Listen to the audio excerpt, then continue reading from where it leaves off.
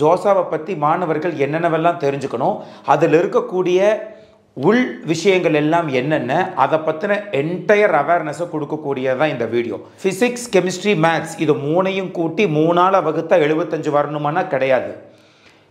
எத்தனை சப்ஜெக்ட்ஸ் நீங்கள் 12th எழுதியிருக்கிறீங்களோ அத்தனை சப்ஜெக்டுடைய டோட்டல் மார்க் 36 கல்லூரிகளில் சுமார் 23 கல்லூரிகளுக்கு 75% ஆஃப் மார்க்ஸ் அப்படிங்கிறது ரெக்குயர்மெண்ட் இல்லை.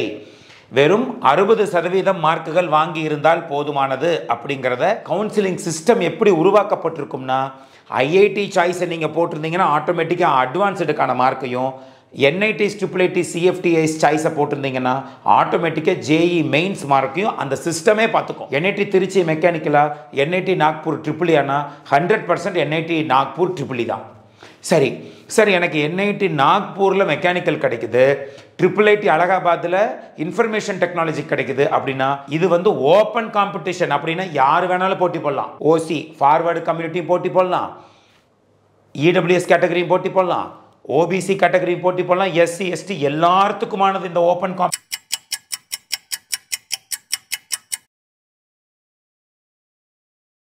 Ashwin, career guidance expert. IIT, NIT, IIIT, centrally funded technical institutions, இந்த 4 branded top class engineering college in இந்தியாவுக்குள்ளே போகிறதுக்கு JEE mains and JEE advanced இந்த 2 என்ட்ரன்ஸ் எக்ஸாமினேஷனை எழுதி ஜோசா கவுன்சிலிங்க்கு மாணவர்கள் அப்ளை செய்ய வேண்டும். ஜோசா அப்படிங்கிறது என்னென்னா ஜாயிண்ட் சீட் அலோகேஷன் அத்தாரிட்டி. இந்த ஜோசா கவுன்சிலிங் ப்ராசஸ் எப்படி நடக்கும், அதற்கு முன்னாடி ஜோசாவை பற்றி மாணவர்கள் என்னென்னவெல்லாம் தெரிஞ்சுக்கணும், அதில் இருக்கக்கூடிய உள் விஷயங்கள் எல்லாம் என்னென்ன, அதை பற்றின என்டையர் அவேர்னஸை கொடுக்கக்கூடியதான் இந்த வீடியோ. ஜென்ரலாக இந்த ஜோசா அப்படிங்கிற கவுன்சிலிங் ஜேஇஇ அட்வான்ஸ்டு ரிசல்ட் அடுத்த நாளில் ஸ்டார்ட் ஆகும்.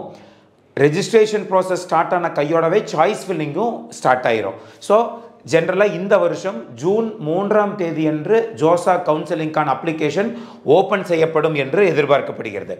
எல்லாருக்கும் தெரிந்தது போல் இந்த ஜோசா கவுன்சிலிங் தான் ஐஐடி ஸ்கூல்ல போகிறதுக்கு, என்ஐடி ஸ்கூல்ல போகிறதுக்கு, IIITs Indian institutes of information technology இதுக்குள்ளே போகிறதுக்கு, ப்ளஸ் சென்ட்ரலி ஃபண்டட் டெக்னிக்கல் இன்ஸ்டிடியூஷன்ஸ்குள்ளே போகிறதுக்கான என்ட்ரி டிக்கெட் இதுதான்.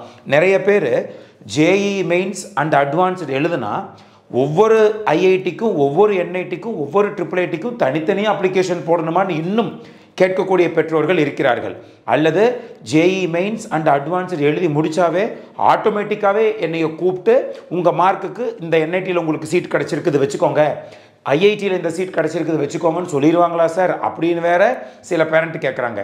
நல்லா கேட்டுக்கோங்க, ஜேஇ மெயின்ஸ் அண்ட் அட்வான்ஸ்டு அப்படிங்கிறது ஒரு தனிப்பட்ட பரீட்சை. அந்த பரீட்சையின் மார்க்கின் அடிப்படையில் ஐஐடி, என்ஐடி, IIIT, CFTIsக்கு அட்மிஷன் கொடுக்கப்படுது. இந்த மார்க்குக்கும் இந்த அட்மிஷனுக்கும் எந்த சம்மந்தமும் கிடையாது. நடுவில் இருக்கக்கூடிய ஜோசா அப்படிங்கிற கவுன்சிலிங்க்கு நீங்கள் அப்ளிகேஷனை போட்டு சாய்ஸ் ஃபில் பண்ணினா தான் நீங்கள் ஐஐடிலையோ, என்ஐடிலையோ, IIITலையோ, CFTIலையோ சீட் எடுக்க முடியும். அதை தெளிவாக தெரிஞ்சுக்கோங்க. அடுத்த மித் என்னென்னா, no need of 75% of marks for all institutions. ஜென்ரலாகவே என்ன சொல்லப்படுது, ஐஐடிக்குள்ளே போகிறதுக்கு, என்ஐடிக்குள்ளே போகிறதுக்கு, Indian institutes of information technology இந்த IIITs இதுக்குள்ளே போகிறதுக்கு மட்டும்தான் 75% ஆஃப் மார்க்ஸ் ரெக்வயர்டு. தெளிவாக தெரிஞ்சுக்கோங்க, ஃபிசிக்ஸ், கெமிஸ்ட்ரி, மேத்ஸ் இது மூணையும் கூட்டி 3ஆல் வகுத்தா 75 வரணுமானா கிடையாது. எத்தனை சப்ஜெக்ட்ஸ் நீங்கள் 12th எழுதியிருக்கிறீங்களோ அத்தனை சப்ஜெக்டுடைய டோட்டல் மார்க்கின் அடிப்படையில் வரக்கூடிய பெர்சன்டேஜ் ஆஃப் மார்க்ஸ். அப்போது 12க்கான பெர்சன்டேஜ் ஆஃப் மார்க்ஸ் தான் 75 ரெக்வயர்டே தவிர ஃபிசிக்ஸ், கெமிஸ்ட்ரி, மேத்ஸில் மட்டும் இது தேவை அப்படிங்கிறது கிடையவே கிடையாது. So total percentage of marks 75% of marks இருக்கணும். ஆனால் இது என்ன சார், இது மட்டும் CFTIன்னு பேர் வச்சுருக்கிறாங்கன்னா ஒன்றும் கிடையாது. இந்த எல்லா கல்லூரிகளுமே மினிஸ்ட்ரி ஆஃப் எஜுகேஷனுக்கு கீழே வரக்கூடிய கல்லூரிகள், இந்த 3 பிராண்டும். பட் இந்த CFTIங்கிறது வேறு ஒன்றும் கிடையாது. மினிஸ்ட்ரி ஆஃப் ஃபுட் ப்ராசஸிங்கில் ஒரு காலேஜ் இருக்குது, மினிஸ்ட்ரி ஆஃப் ஹேண்ட்லூமில் ஒரு 2 காலேஜ் இருக்குது, மினிஸ்ட்ரி ஆஃப் இந்தியன் ரயில்வேஸில் ஒரு காலேஜ் இருக்குது, மினிஸ்ட்ரி ஆஃப் என்விரான்மெண்ட்டில் 2 காலேஜ் இருக்குது. இது போல் சென்ட்ரல் கவர்மெண்ட் மினிஸ்ட்ரியால் ரெகக்னைஸ் பண்ணப்பட்ட மினிஸ்ட்ரி ஆஃப் எஜுகேஷனுடைய நேர் பார்வை இல்லாத கல்லூரிகள் எல்லாம் இந்த சென்ட்ரலி ஃபண்டட் டெக்னிக்கல் இன்ஸ்டிடியூஷன்ஸ்குள்ளே வரும். இந்த சிஎஃப்டிஐஸில் 36 கல்லூரிகளில் சுமார் 23 கல்லூரிகளுக்கு 75% ஆஃப் மார்க்ஸ் அப்படிங்கிறது ரெக்குயர்மெண்ட் இல்லை. வெறும் 60% மார்க்குகள் வாங்கி இருந்தால் போதுமானது அப்படிங்கிறத தெளிவாக தெரிஞ்சுக்கோங்க. அது மட்டும் இல்லாமல் ஐஐடிஸ், என்ஐடிஸ், IIITஸ்க்கு ஜென்ரல், ஓபிசி, இடபிள்யூஎஸ் இவர்களுக்கு மட்டும்தான் 75% ஆஃப் மார்க்ஸ் வேணும்.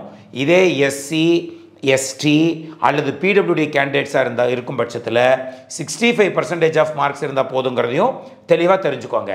ரைட். இப்போது இந்த இடத்துல இன்னொரு புரிதலை பெற்றோருக்கும் மாணவர்களுக்கும் நான் கொடுக்க விருப்பப்படுறேன். என்ன கேட்குறாங்கன்னா, சார் ஜோசா கவுன்சிலிங்கிறது ஒரே கவுன்சிலிங்கா அல்லது ஜோசா வந்து என்ஐடி, IIIT, சிஎஃப்டிஐக்கு தனியாக நடக்கும், ஐஐடிக்கு தனியாக நடக்குமான்னு ஒரு கேள்வி. ரெண்டாவது, இந்த ஜோசா கவுன்சிலிங்கில் ஐஐடிக்கு தனியாக சாய்ஸ் ஃபில் பண்ணணும், என்ஐடிக்கு தனியாக சாய்ஸ் ஃபில் பண்ணணுமான்னு இன்னொரு கேள்வி. நல்லா தெரிஞ்சுக்கோங்க. நான் வந்து ஐஐடி ஜேஇ அட்வான்ஸ்டுலேயும் நல்ல மார்க் வாங்கிட்டேன், மெயின்ஸ்லேயும் நல்ல மார்க் வாங்கிட்டேன். நான் வந்து இப்போ சாய்ஸ் ஃபில்லிங் பண்ண சொல்லுவாங்க. சாய்ஸ் ஃபில்லிங் அப்படிங்கிறது என்ன அப்படின்னா, உங்களுக்கு பிடித்த கல்லூரியில் உங்களுக்கு பிடித்த பிரான்ச் அப்படிங்கிறது ஒரு சாய்ஸ். மறுபடியும் உங்களுக்கு பிடித்த கல்லூரியில் ஃபஸ்ட்டு பிரான்ச் நீங்கள் போட்டது போக அடுத்த செகண்ட் முக்கியமான பிடித்த பிரான்ச் என்ன? For example NIT Trichy computer science, NIT Trichy ECE, NIT Trichy IIIE, NIT Trichy instrumentation control. அப்போது உங்கள் ரேங்க்குக்கு உங்கள் பெர்சன்டைலுக்கு என்ஐடி ட்ரிச்சியில் கம்ப்யூட்டர் சயின்ஸ் இருக்குதா அப்படின்னு சொல்லி சிஸ்டம் போய் பார்க்கும். அது இல்லைன்னா செகண்ட் சாய்ஸை நீங்கள் கேட்டிருக்கிறீங்கள அது இருக்குதா அப்படின்னு பார்க்கும். இல்லைன்னா மூணாவது சாய்ஸை கேட்டிருக்கிறத பார்க்கும். உங்கள் ரேங்க்குக்கு நீங்கள் போட்டிருக்கக்கூடிய சாய்ஸின் அடிப்படையில் எந்த சாய்ஸில் உங்களுக்கு சீட்டு கிடைக்குதோ ஒரு காலேஜ் ஒரு சீட், அதாவது என்ஐடி திருச்சியில் உங்களுக்கு மெக்கானிக்கல் இன்ஜினியரிங் கிடைத்திருக்கிறது என்று மட்டும்தான் சொல்லும். நிறைய பேரண்ட் கேட்குறாங்க, சார் மெக்கானிக்கலையும் கொடுத்து ப்ரொடக்ஷனையும் கொடுத்து எது வேணும்னு எடுத்துக்கன்னு சொல்லுமா சார்னா அது எப்படி சொல்லும்? சாய்ஸ் ஃபில்லிங்கே என்ன? காலேஜ் பிரான்ச்சு உங்கள் ரேங்க்குக்கு இந்த காலேஜில் இந்த பிரான்ச் தான் கிடச்சிருக்கு, எடுத்துக்கோங்க. That's it. உங்களுடைய ஃபஸ்ட்டு சாய்ஸ்லேருந்து அப்படியே பார்த்துக்கிட்டே வரும் சிஸ்டம். இதுதான் ஜென்ரலாக நீங்கள் புரிந்து கொள்ள வேண்டியது சாய்ஸ் ஃபில்லிங்கை பற்றி. இதை பற்றின ஒரு டீட்டெயில்டு வீடியோ அடுத்து நம்ம கொண்டுட்டு வர போகிறோம். இப்போ அடுத்த இந்த சந்தேகத்தை தீர்க்கிறேன் பாருங்கள். சார் நான் ரெண்டுலேயும் குவாலிஃபை ஆகிட்டேன், ஐஐடி, என்ஐடி எல்லாத்துலேயும் குவாலிஃபைட், மெயின்ஸ், அட்வான்ஸ்டு எல்லாத்துலேயும். எப்படி சார் சாய்ஸ் ஃபில்லிங் பண்ணணும்னா நல்லா கேட்டுக்கோங்க. IIT Madras computer science, IIT Madras computational mechanics, IIT Madras electrical engineering, NIT Trichy computer science, NIT Trichy ECE, NIT Trichy IIIE, அடுத்து ஐஐடி பாம்பே கம்ப்யூட்டர் சயின்ஸ். அப்போது நீங்கள் சாய்ஸ் ஃபில் பண்ணுறதுங்கிறது ஐஐடிக்கு என்ஐடிக்கு தனித்தனி கிடையாது, ஒரே சாய்ஸ் ஃபில்லிங் லிஸ்ட் தான். கிளியர்? அப்போது IIT Madras computer science, NIT Trichy computer science அப்படி நீங்கள் போட்டிருக்கிறீங்கன்னு வைங்க. First and second choice. First உங்கள் ரேங்க்கை அந்த சிஸ்டம் கையில் எடுத்துகிட்டு போகும். அந்த சிஸ்டம் வந்து நீங்கள் கொடுத்த சாய்ஸை பார்க்கும். என்ன கேட்டிருக்கிறீங்க? Indian Institute of Technology Madras, IIT மெட்ராஸ்ன்னு ஃபஸ்ட்டு சாய்ஸை போட்டிருக்கிறீங்க. அந்த சிஸ்டம் என்ன பண்ணு தெரியுங்களா? ஆட்டோமேட்டிக்காகவே உங்களுடைய அட்வான்ஸ்டு மார்க்கை எடுத்துக்கும். செகண்ட் சாய்ஸ், இப்போ ஃபஸ்ட் சாய்ஸ் உங்களுக்கு கிடைக்கலன்னு வைங்க, ஐஐடி மெட்ராஸில் கிடைக்கல, நீங்கள் செகண்ட் சாய்ஸ் என்ன போட்டிருக்கிறீங்க? என்ஐடி திருச்சி கம்ப்யூட்டர் சயின்ஸ்னு போட்டிருக்கிறீங்க. உடனே அந்த சிஸ்டம் என்ன பண்ணும்னா, என்ஐடியில் நீங்கள் சாய்ஸ் போட்டிருக்கிறதுனால அட்வான்ஸ்டுக்கான மார்க்கை பார்க்காம ஆட்டோமேட்டிக்காக ஜேஇ மெயின்ஸ் மார்க்கை பார்க்க ஆரம்பிச்சுக்கும். அப்போது அங்கே கவுன்சிலிங் சிஸ்டம் எப்படி உருவாக்கப்பட்டிருக்கும்னா, ஐஐடி சாய்ஸை நீங்கள் போட்டிருந்தீங்கன்னா ஆட்டோமேட்டிக்காக அட்வான்ஸ்டுக்கான மார்க்கையும், என்ஐடிஸ், IIITs, சிஎஃப்டிஐஸ் சாய்ஸை போட்டிருந்தீங்கன்னா ஆட்டோமேட்டிக்காக ஜேஇ மெயின்ஸ் மார்க்கையும் அந்த சிஸ்டமே பார்த்துக்கும். உங்களுக்கு அந்த கவலையே கிடையாது. நீங்கள் பாட்டுக்கு ஐஐடி, என்ஐடி, IIIT, ஐஐடி அப்படி கலந்து நீங்கள் பாட்டுக்கு 1 2 3 4 5 6ன்னு 400க்கும் மேற்பட்ட சாய்ஸஸை உங்களால் ஃபில் பண்ண முடியும். அதனால் இந்த இடத்துல எந்த ஒரு குழப்பமும் இல்லை. ஐஐடியாக இருந்தாலும், என்ஐடியாக இருந்தாலும், IIITயாக இருந்தாலும், சிஎஃப்டியாக இருந்தாலும் ஒரே சாய்ஸ் ஃபில்லிங் தான். அது ஜோசா கவுன்சிலிங்கான சாய்ஸ் ஃபில்லிங் மட்டுமே. ஆனால் நிறைய பெற்றோர்கள் இந்த சாய்ஸ் ஃபில்லிங்கில் அழகாக தப்பு விடுவாங்க. இவங்களுக்கு வேறு கம்ப்யூட்டர் சயின்ஸ் தான் பிடித்த டிபார்ட்மெண்ட்டாக இருக்குமா, என்ஐடி திருச்சியில் கம்ப்யூட்டர் சயின்ஸ் போடுவாங்க, வாரங்கல் அப்புறம் கம்ப்யூட்டர் சயின்ஸ் போடுவாங்க, சூரத்கல்ல கம்ப்யூட்டர் சயின்ஸ் போடுவாங்க, ரூர்கேலா, கேலிக்கட், நாக்பூர், ஜெய்ப்பூர், அலகாபாத் அப்படியே போட்டுக்கிட்டு கம்ப்யூட்டர் சயின்ஸ்னே போட்டுட்டு போவாங்க. ஆனால் இவங்களோட பெர்சன்டைல் 97.28 அவ்வளோதான் இருக்கும்.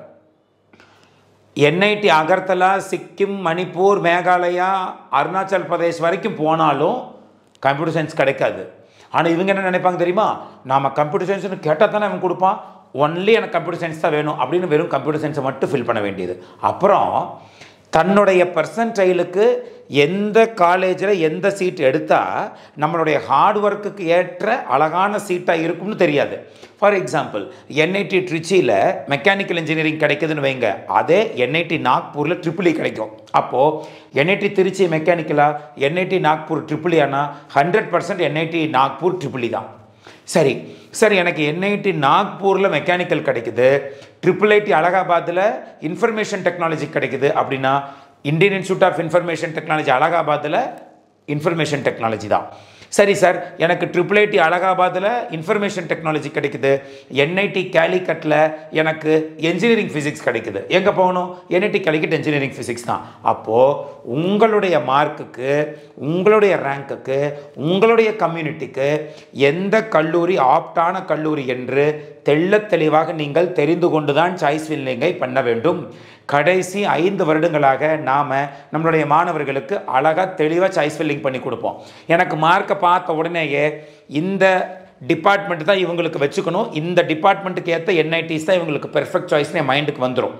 ஜென்ரலாகவே இது வரைக்கும் நாம் கிட்டத்தட்ட ஆயிரக்கணக்கான மாணவர்களுக்கு சாய்ஸ் ஃபில்லிங் பண்ணி கொடுத்துருக்குறோம். கடைசி 5 வருடங்களாக சரியான கல்லூரியில் சேர்ந்து ரொம்ப சந்தோஷமாக படித்து கொண்டிருப்பார்கள். ஏனென்றால் ஜேஇக்கு கஷ்டப்பட்டு படிப்பதை விட, ஜேஇ என்ட்ரன்ஸ் எக்ஸாமினேஷனை கஷ்டப்பட்டு எழுதினதை விட, மார்க்கை பார்த்து சந்தோஷப்பட்டதை விட சாய்ஸ் ஃபில்லிங்கை கரெக்டாக செய்யவில்லை என்றால் கட்டாயமாக நீங்கள் நினைக்கக்கூடிய சீட் கிடைக்காமல் போய் அடடா நாம் வேறு மாதிரி சாய்ஸ் ஃபில் பண்ணியிருந்துருக்கணுமோன்னு சொல்லி மாணவர்கள் தவறை பின்னாளில் உணர்ந்து எந்த ஒரு பிரயோஜனமும் இல்லை. பேரண்ட்ஸ் இதை டேக் கேர் பண்ணணும். கட்டாயமாக if you need any choice filling guidance for JoSAA, please contact the contact numbers which are given in the description box. இந்த வீடியோட description boxல ஃபோன் நம்பர், கான்டாக்ட் நம்பர் கொடுத்துருக்குறோம். நீங்கள் சாய்ஸ் ஃபில்லிங் கைடன்ஸ் வேணும்னா கம்பல்சரியாக நீங்கள் கூப்பிட்டு சாய்ஸ் ஃபில்லிங் கைடன்ஸ் நீங்கள் எடுத்துக்கொள்ளலாம். Right, fine. இப்போது எத்தனை ரவுண்ட் ஆஃப் கவுன்சிலிங் சார் நடக்கும் அப்படின்னா 5 ரவுண்டு நடக்கும். ஜென்ரலாகவே ஞாபகம் வச்சுக்கோங்க, ஒரு ரவுண்டுக்கு 1 வாரம் டைம் அப்படின்னு நீங்கள் எடுத்துக்கலாம்.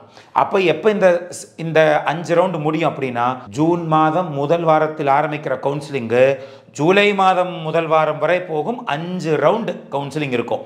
ஜென்ரலாக ஒவ்வொரு ரவுண்டுக்கும் 7 நாட்கள் எடுத்துக்கொள்வார்கள். ரைட், அப்புறம் என்ன சார் இது சிசாப் ரவுண்ட் அப்படின்னா, ஜோசாவில் 5 ரவுண்ட் முடிஞ்சு எல்லாத்துக்கும் ஒரு சீட்டு கிடச்சிருக்குமா. ஃபார் எக்ஸாம்பிள் என்ஐடி வாராங்கல்ல எனக்கு மெக்கானிக்கல் கிடச்சிருச்சு, அதை பிடிச்சி வச்சுக்குவாங்க, இவங்க பிடிச்சி வச்சுக்குவாங்க. சில பேர் என்ன சொல்லுவாங்க தெரியுமா, சார் எனக்கு என்ஐடி வாராங்கல் மெக்கானிக்கலை விட எனக்கு international institute of information technology ஹைதராபாத்தில் எனக்கு இசிஇ கிடச்சிருக்கு, நான் 5வது ரவுண்டு வரைக்கும் பார்த்தேன், எனக்கு பிடிச்ச சீட் கிடைக்கல, அதனால் இந்த காலேஜில் நான் சேர போகிறதில்ல, நான் ட்ரிபிள் ஐடி ஹைதராபாத்துக்கு போக போகிறேன்னு சொல்லி இந்த 5 ரவுண்டில் கிடைச்ச சீட்டை விட்டுட்டு அங்கே போயிடுவாங்க. அப்போ இந்த சீட் வேக்கண்ட் ஆகுமா? இந்த சீட்டை எடுத்து கொண்டுட்டு ஸ்பெஷல் ரவுண்டு சிசாப் ரவுண்டில் கொண்டுட்டு போடுவாங்க. இந்த சிசாப் ரவுண்டு 2 ரவுண்டு நடக்கும். அப்போது எப்படி சார் இது நடக்கும்னா, ஜோசா கவுன்சிலிங்கில் 5 ரவுண்டு நடந்து ஒரு சீட்டு நீங்கள் பிடிச்சி வச்சுருப்பீங்களா, அந்த சீட்டு வேணும்னு சொல்லி அமௌண்ட்டு கட்டி வச்சுருவீங்க ஆன்லைனில். அந்த ஜோசா கவுன்சிலிங் ஆன்லைன்லேயே கட்டி வச்சிடணும். கட்டி வச்சுக்கிட்டு சிசாப் ரவுண்டை கட்டாயமாக அட்டன் பண்ணணும்.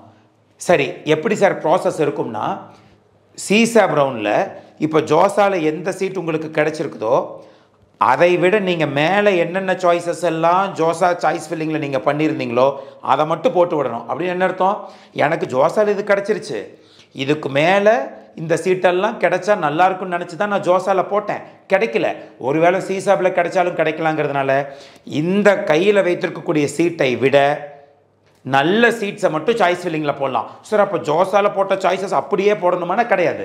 நியூ சாய்ஸஸ் எதை வேணாலும் போட்டுக்கலாம். ஃபார் எக்ஸாம்பிள் சார், நான் என்ஐடி நாக்பூர் போகிறது எனக்கு பிடிக்கல சார் மெக்கானிக்கல், அதுக்கு போல் நான் IIIT காஞ்சிபுரமே போய்க்கிறேன். ஆனால் ஜோசாவில் என்ஐடி நாக்பூருக்கு கீழே சாய்ஸ் ஃபில்லிங் போட்டிருக்கிறீங்கன்னு வைங்க, சிசாபில் இதுக்கு மேலே கொண்டுட்டு போய் போட்டுக்கலாம். அப்போது சிசாப் அப்படிங்கிறது புதிய சாய்ஸ் ஃபில்லிங், நீங்கள் எப்படி வேணாலும் மாற்றிக்கலாம். ஆனால் ப்ரொவைடட் ஜோசாவில் கிடைச்சிருக்கக்கூடிய சீட்டை விட நீங்கள் வந்து என்னென்ன சீட் பெட்டர் சீட்டு நினைக்கிறீங்களோ அதை மட்டும் நீங்கள் சாய்ஸில் போடணும். ஏனென்றால் சிசாபில் ஃபஸ்ட்டு ரவுண்டில் இதை விட நல்ல சீட்டுன்னு சொல்லி நீங்கள் சாய்ஸ் ஃபில் பண்ணி ஒரு சீட்டு கிடச்சிருச்சுன்னு வைங்க, சிசாப் ரவுண்ட் ஃபஸ்ட் ரவுண்டில் அதை நீங்கள் எடுத்துட்டிங்கன்னா ஆட்டோமேட்டிக்காக ஜோசா 5 ரவுண்டு முடிஞ்ச ஒரு சீட் எடுத்துருப்பீங்களா, அந்த சீட் வேக்கண்ட் ஆகி சிசாபுடைய செகண்ட் ரவுண்டில் போய் நின்றுக்கும். உங்களுக்கு அந்த சீட் இல்லாமல் இப்போ சிசாப் ரவுண்டில் பெட்டர் சீட் எடுத்தது உங்களுக்கான சீட்டாக மாறி போய்விடும். அவ்வளவுதான் நீங்கள் புரிந்து கொள்ள வேண்டியது. அப்போது ஜோசா கவுன்சிலிங் என்பது மெயின் கவுன்சிலிங், சிசாப் கவுன்சிலிங் என்பது ஜோசாவில் சீட் எடுத்துட்டு யாரெல்லாம் காலேஜில் போய் ஜாயின் பண்ணலையோ அந்த ஜாயின் பண்ணாத சீட்டை தூக்கிட்டு வந்து சிசாப் ரவுண்டில் போட்டு உங்களுக்கு கொடுப்பாங்க. ஸோ இது வந்து ஜென்ரல் லக்கி ட்ரா ரவுண்ட் அப்படின்னு கூட நம்ம சொல்லலாம். ஸோ மாணவர்கள் வந்து சாய்ஸ் ஃபில்லிங்கு ஜோசா கவுன்சிலிங்லேயே தெளிவாக பண்ணுங்கள். நம்முடைய தமிழக மாணவர்கள் நிறைய மிஸ்டேக் கமிட் பண்ணுவாங்க. ஏன்னா 12th வரைக்கும் கஷ்டப்பட்டு படித்ததால் இந்த சாய்ஸ் ஃபில்லிங்கில் கோட்டையை விட்றாதீங்க. பல லட்சம் செலவு பண்ணி படித்து கடைசியில் இந்த விஷயத்தில் கோட்டையை விட்றாதீங்க. So please do choice filling very very correctly. அடுத்து சீட் அலாட்மெண்ட் எப்படி நடக்கும் அப்படின்னு நீங்கள் தெரிஞ்சுக்கோங்க. Category wise, supernumerary wise. அப்படின்னு என்ன? கேட்டகரின்னா நம்ம ஊரில் நிறைய ரிசர்வேஷன்ஸ் எல்லாம் இருக்கா? என்னென்ன ரிசர்வேஷன் இருக்குது? எக்கனாமிக்கலி வீக்கர் செக்ஷன், அதாவது ஃபார்வர்டு கம்யூனிட்டியிலேயே ஏழைகளாக இருக்கிறார்கள் என்று சொல்லி ஒரு 10% ரிசர்வேஷன் சென்ட்ரல் கவர்மெண்ட் கொண்டு வந்தாங்க. ஸோ இடபிள்யூஎஸ் என்பது ஒரு ரிசர்வேஷன். அப்போ என்ன பண்ணினாங்கன்னா, முதல்ல ஜென்ரல் கேட்டகரிக்கு 49.5% ரிசர்வேஷன் இருந்தது. அதை என்ன பண்ணிட்டாங்கன்னா 10% வந்து ஃபார்வர்டு கம்யூனிட்டியில் ஏழைகளாக இருப்பவர்களுக்கு கொடுத்துட்டாங்க. ஸோ 10% சீட் வந்து பார்த்திங்கன்னா இடபிள்யூஎஸ் கேட்டகரிக்கு ஒதுக்கியிருக்கப்படும். அடுத்து 27% வந்து ஓபிசி நான் கிரீமி லேயருக்கு ஒதுக்கப்படுகிறது. அதாவது ஆண்டு வருமானம் 8 லட்சத்திற்கு கீழே இருக்கக்கூடிய பட்சத்தில் அது ஊதியத்தின் மூலமாக வரக்கூடிய வருமானமாக, அதே போல் விவசாயத்தின் மூலமாக வரக்கூடிய வருமானமாக இருந்தால் இந்த 8 லட்சம் அப்படிங்கிறது கிடையாது. பிஸ்னஸ் மூலமாக உங்களுக்கு 8 லட்சம் வருமானம் வருதா, உங்களுக்கு ஓபிசி நான் கிரிமினல் கிடையாது. நீங்களும் இந்த 39.5% ஓப்பன் காம்படிஷனில் போய் பார்ட்டிசிபேட் பண்ணிக்கணும். அவ்வளவுதான். சார் நான் தமிழ்நாட்டில் பிசி சார், தமிழ்நாட்டில் நீங்கள் பிசியாக இருந்துக்கலாம். ஆனால் உங்களுடைய ஆண்டு வருமானம் பிஸ்னஸ் மூலமாக, அல்லது நான் தாசில்தாராக இருக்கிறேன் அல்லது ஐஏஎஸ் கலெக்டராக இருக்கிறேன் அப்படின்னா உங்களுக்கு வந்து though you are a BC candidate, you will not be given OBC non-creamy layer certificate அப்படிங்கிறத மறந்துடாதீங்க. இந்த OBC non-creamy layer சம்மந்தமாக தெளிவான ஒரு வீடியோ யாருக்கெல்லாம் கிடைக்குங்கிற வீடியோ நம்ம ஆல்ரெடி போட்டிருக்கிறோம். நிறைய மாணவர்கள் அதனால் பயன்பட்டுருக்கிறாங்க. வேணும்னா மறுபடியும் இந்த வீடியோ இந்த டிஸ்கிரிப்ஷன் பாக்ஸில் லிங்க் கொடுக்குறேன், போய் கிளிக் பண்ணி நீங்கள் பார்த்துக்கலாம். So 27% reservation for OBC non-creamy layer. அடுத்து 15% for scheduled caste, 7.5% for ST, PWD அதாவது ஃபிசிக்கலி சேலஞ்சு பர்சனுக்கு 4% ஒதுக்கீடு செய்கிறது அப்படிங்கிறத மறந்துடாதீங்க இந்த இடத்துல. ரைட், இப்போ நல்லா தெரிஞ்சுக்கோங்க. இந்த இடத்துல நிறையா பேர்த்துக்கு ஒரு குழப்பம். எல்லாம் என்ன நினைக்கிறாங்கன்னா, இந்த 39.5% இருக்குல்ல, இது வந்து ஓப்பன் காம்படிஷன். அப்படின்னா யார் வேணாலும் போட்டி போடலாம். யாருன்னா ஓசி ஃபார்வர்டு கம்யூனிட்டியும் போட்டி போடலாம், இடபிள்யூஎஸ் கேட்டகரியும் போட்டி போடலாம், ஓபிசி கேட்டகரியும் போட்டி போடலாம், எஸ்சி எஸ்டி எல்லாத்துக்குமானது இந்த ஓப்பன் காம்படிஷன் ஜென்ரல் அப்படிங்கிறது. நிறைய பேர் என்ன நினைக்கிறாங்கன்னா, ஓசி அப்படின்னா ஃபார்வர்டு கம்யூனிட்டிக்கு மட்டும்தான் இந்த 39% சீட்டு, நாம் ஓபிசி நான் கிரீமி லேயராக இருந்தால் இந்த 27% கிடைக்கும், இல்லைன்னா ஃபார்வர்டு கம்யூனிட்டிக்கு மட்டும்தான் இந்த 39.5% ரிசர்வேஷன் நினச்சிட்டு இருக்கிறாங்க. நல்லா கேட்டுக்கோங்க, ஓசி என்பது ஓப்பன் காம்படிஷன். ஃபார் எக்ஸாம்பிள் உங்களுக்கு தெளிவாக புரியறதுக்காக சொல்கிறேன். இந்த கவுன்சிலிங்க்கு மொத்தம் 100 மாணவர்கள் அப்ளை பண்ணுறாங்க, இன்க்ளூடிங் ஆல் கேட்டகரின்னு வைங்க. இதில் முதல் 40 ரேங்க் யாரெல்லாம் வாங்கியிருக்கிறாங்களோ, அது எந்த கேட்டகரியாக இருந்தாலும் சரி, இடபிள்யூஎஸ், ஓபிசி, எஸ்சி எஸ்டி யாராக இருந்தாலும் சரி, முதல் 40 பேரை ஓப்பன் காம்படிஷனில் தான் சீட் அலோகேட் செய்வார்கள். அதற்கு பிறகு கேட்டகரிக்குள்ளே போகும். ஃபார் எக்ஸாம்பிள் நான் ஃபார்வர்டு கம்யூனிட்டி சார் அப்படின்னா இந்த ஓப்பன் காம்படிஷனுக்குள்ளே சீட்டு கிடச்சா தான் உங்களுக்கு உண்டு ஃபார்வர்டு கம்யூனிட்டிக்கு. இல்லை என்றால் no reservation for forward community. அப்போது யாருக்கு ரிசர்வேஷன் இருக்குது? ஃபார் எக்ஸாம்பிள் ஒருத்தர் வந்து ஓபிசி நான் க்ரீமி லேயர்னு வச்சுக்கோங்க, அவர் வந்து இந்த 100 பேர்த்தில் 42வது ரேங்க் வாங்கியிருக்கிறாருன்னா முதல் 40ல் ஓப்பன் காம்படிஷன் அலோகேட் பண்ணோம். 42வது ஆளாக இருக்கிறீங்கன்னா ஆட்டோமேட்டிக்காக உங்களே OBC non creamy layer allocate பண்ணிடும். இதே ஃபார்வர்டு கம்யூனிட்டியாக இருந்தால் நீங்கள் 42வது ரேங்க் வாங்கியிருந்தீங்கன்னா உங்களுக்கு சீட் இல்லை என்று சொல்லிவிடும்.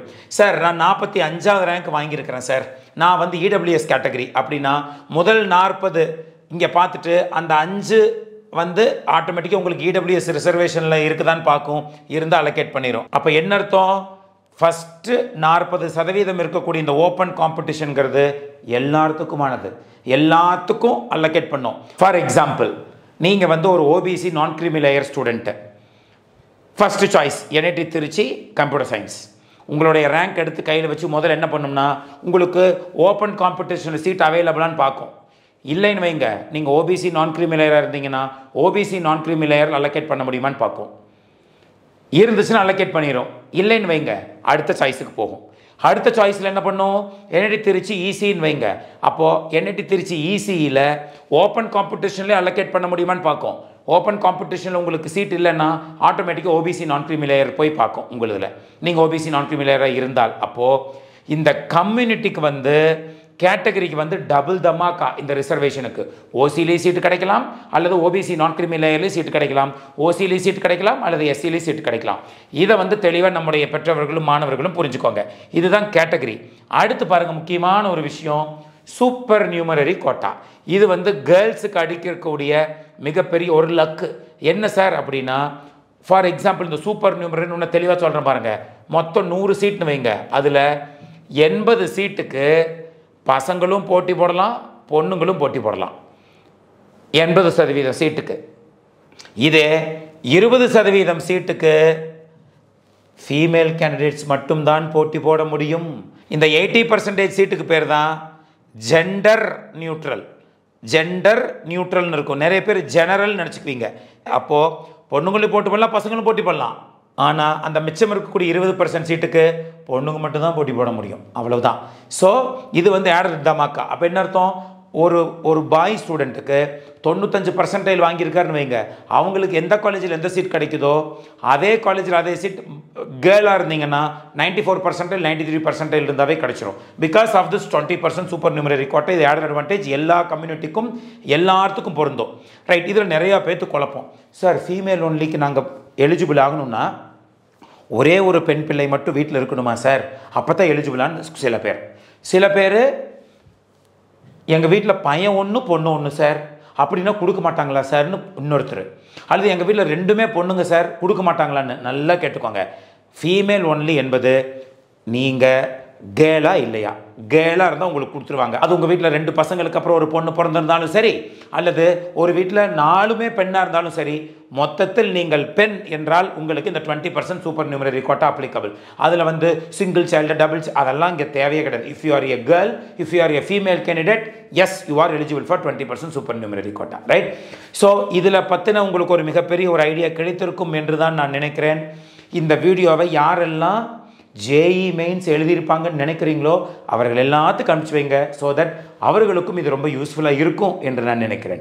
ஸோ நெக்ஸ்ட் வீடியோவில் மறுபடியும் உங்களை வந்து நான் சந்திக்கிறேன். சாய்ஸ் ஃபில்லிங் கைடன்ஸ் உங்களுக்கு வேண்டும் என்றால் டிஸ்கிரிப்ஷன் பாக்ஸில் கொடுத்துருக்கக்கூடிய நம்பருக்கு காண்டாக்ட் பண்ணுங்கள். பிஸியாக இருக்கக்கூடிய பட்சத்தில் வாட்ஸ்அப்புக்கு மெசேஜ் பண்ணுங்கள், அல்லது ஒரு கூகுள் ஃபார்ம் கொடுத்துருக்குறோம், அதுலேயும் நீங்கள் ஃபில் பண்ணலாம். All the very best. Next வீடியோவில் மறுபடியும் உங்களை வந்து நான் சந்திக்கிறேன். Until then by from Ashwin.